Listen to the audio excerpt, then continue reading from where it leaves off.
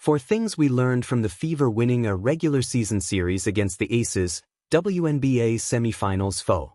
The Indiana Fever weren't supposed to get to this point, literally, Sophie Cunningham said, but that's what everyone was thinking.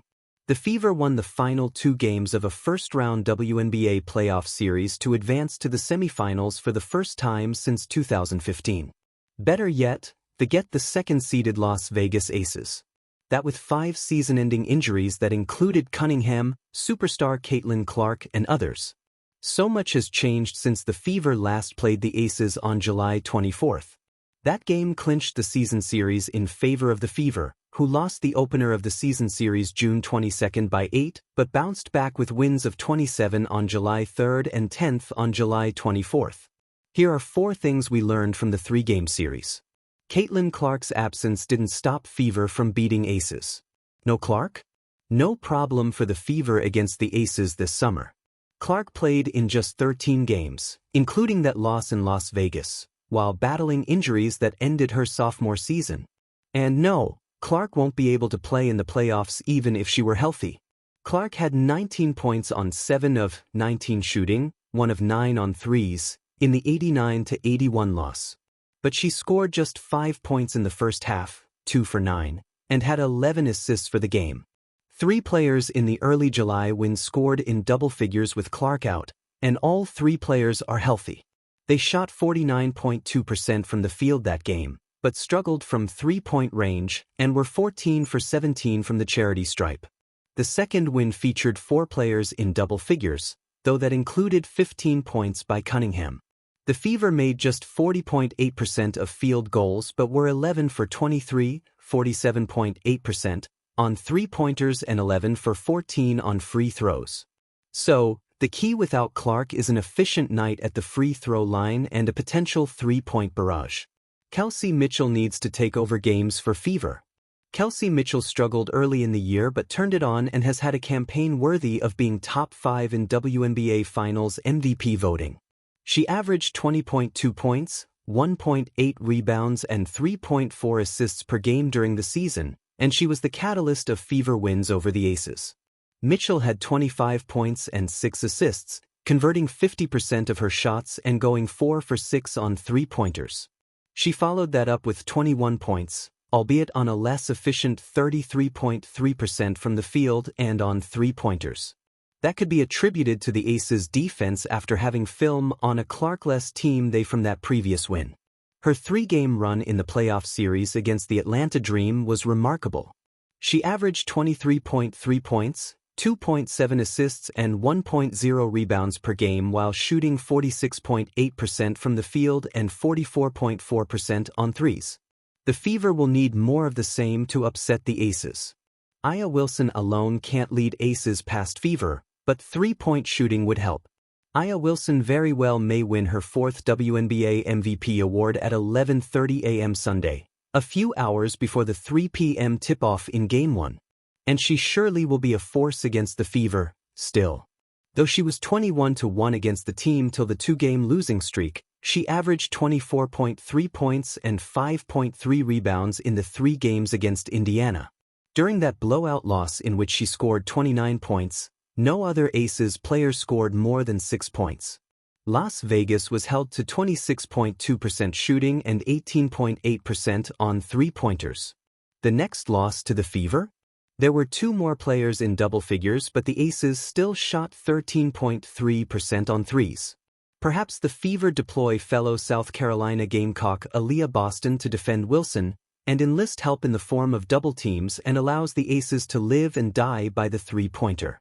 Or perhaps she goes one-on-one with Wilson and they defend straight up to shut the other 4 players down. How a Fever team light on depth defends, and if the Aces can execute may be the key to victory. Will home court be deciding factor in Fever Aces playoff series? Well, if the Fever are going to reach the WNBA Finals, as improbable as it may be, they will have to win on the road. Neither team could do that in the regular season, and the Aces did it in Clark's rookie season as Las Vegas was the only team the Fever couldn't beat that year. The Aces also won 16 straight games to close the regular season. An 8-game road winning streak extended from July 27th. Though that streak was snapped in Game 2 against the Storm, the Aces seem well-equipped to handle a noisy Gainbridge fieldhouse unlike their previous 2 games this season. Chloe Peterson is your best Fever follow. Watch IndyStar TV for more coverage and sign up for our Caitlin Clark Fever newsletter. The Indiana Fever have always been a team with grit, pride, and a knack for writing surprising chapters in WNBA history. This season, their story has taken an even more compelling turn with Caitlin Clark leading the charge, an energized fanbase packing arenas, and a renewed sense of identity that feels both fearless and inevitable. But perhaps nothing sent a stronger message than the Fever's regular season performance against the Las Vegas Aces, the reigning dynasty of the league. While the Aces are known for their powerhouse lineup, championship pedigree, and dominance in big moments, the Fever managed to do something few thought possible: win the regular season series.